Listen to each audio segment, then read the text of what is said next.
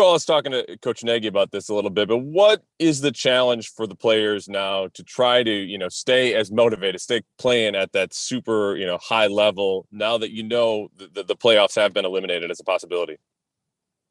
Yeah, I mean, I don't know. I think for me personally, I look at it, there's still a lot to play for, personally and, just for the pride. I think that a lot of guys, pride themselves with where they're at in this game and, putting their best stuff on film. So I feel like guys have a lot to play for in that regard. And, in that respect, you'll see guys, still playing hard to the end. Pat Finley. Hey, Cole, Matt mentioned that Justin's got a little bit of an ankle and it's going to be limited today. And what sort of work have you had with Nick Foles and how might that transition go if you have to take some balls from him this week? Yeah, I had a lot of work with Nick last year in camp and, during the season as well when he was starting and, a little bit of stuff during camp this past year, just because naturally that just kind of happens, whether you're just doing routes on there and things like that. So, I'd feel pretty comfortable with Nick obviously out there. You obviously want to get some reps and get some timing in that regard, but it just kind of is what it is at this point. Bub?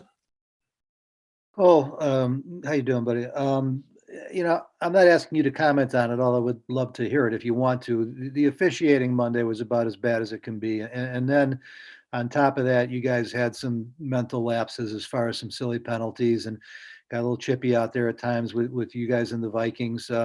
What's going on the field, on the sidelines between you and your teammates as you're trying to deal with all that and trying to keep your composure and try and avoid at least some of the mental lapses or the silly penalties?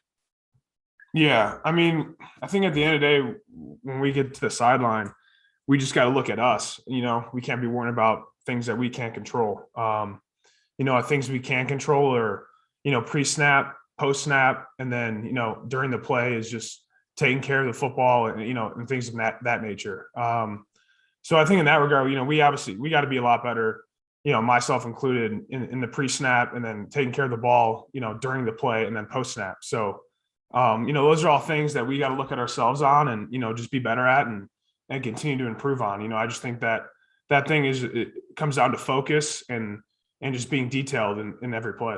I know you weren't involved necessarily Monday night, so Clancy probably not grabbing you, but our position coaches going to guys as these things happen on the sidelines? Is there specific time in meetings during the week?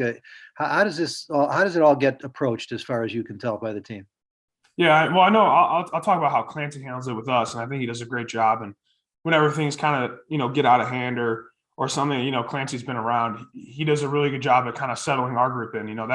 That's what he's in control of, and that's his job. So he does a good job with the tight ends in terms of kind of bringing us in and settling us down and reminding us to focus on one play at a time and things of that nature. So he's done a great job with us on the details in that regard, and I know he'll continue to do that.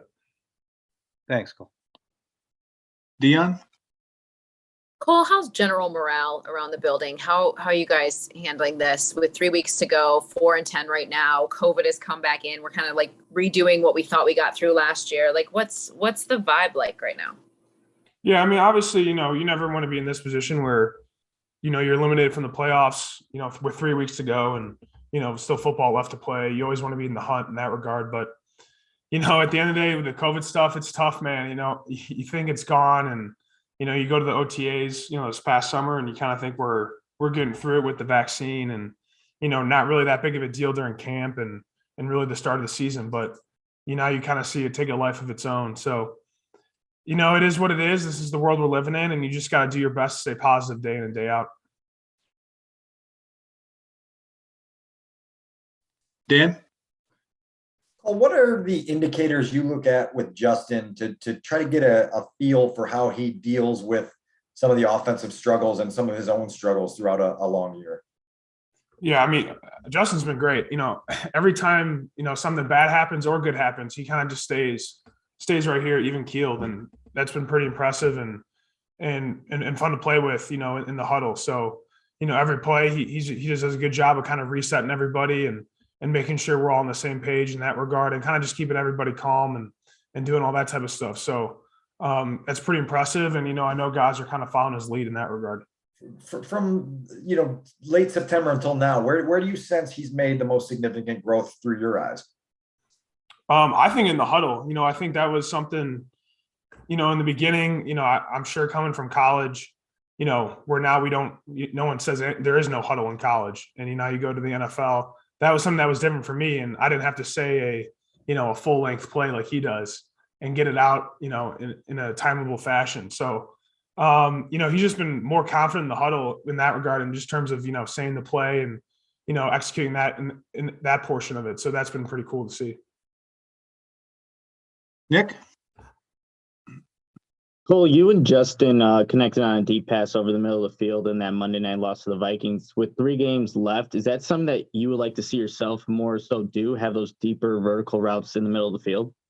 Yeah, I mean, obviously when those opportunities happen and we get a look that we like and where that throw is possible, obviously, you want those things to happen. And in that case, that's happened. And, that's a throw that we've worked on countless of times, dating back to the offseason. So that was kind of cool to see that happen, in a game setting. We'll take a couple more for Cole. Steve Leventhal. Yeah. Hi, Cole. I know the season isn't quite over yet, but I was wondering, how would you evaluate your own progress in your position so far this year, from growing from last year? Yeah, no, I think it's taken a step forward. I think there's been ups and downs along the way. And, there's always plays that you want back here and there. Overall, I think, chemistry with Justin, that's something that's big for me, going forward has been growing, and, that's something that'll continue to grow. So, I think, keep taking steps forward is a big deal for me. And I think I've been doing that, but, I got 3 games left here, with Justin to kind of keep things going forward and things like that. So, looking forward to that and just kind of continue to progress, for these final 3 games. And last one, Pat Finley. Hey, Cole, Justin was talking the other day about how comfortable he is in a hurry up, or when you guys are playing tempo, he feels like it gets you guys into rhythm a little bit. Yeah. Have you noticed that? And what does, from your vantage point, what does he look like when you guys do go tempo, and why does it work? Yeah, I think for sure, when you complete one pass and it goes into another, and, you're kind of playing quickly in a 2-minute setting, you definitely, get more comfortable and get into a rhythm. I feel that as well. Maybe that's kind of a thing, going back to college where, you're always kind of in a no huddle type of offense. And, maybe that's something that he's been comfortable with before. But yeah, no, I think for sure when you get in a 2-minute setting, I think anybody would say that as you're completing passes and, kind of progressing downfield, you get in a good rhythm, and, I think that benefits everybody on the field.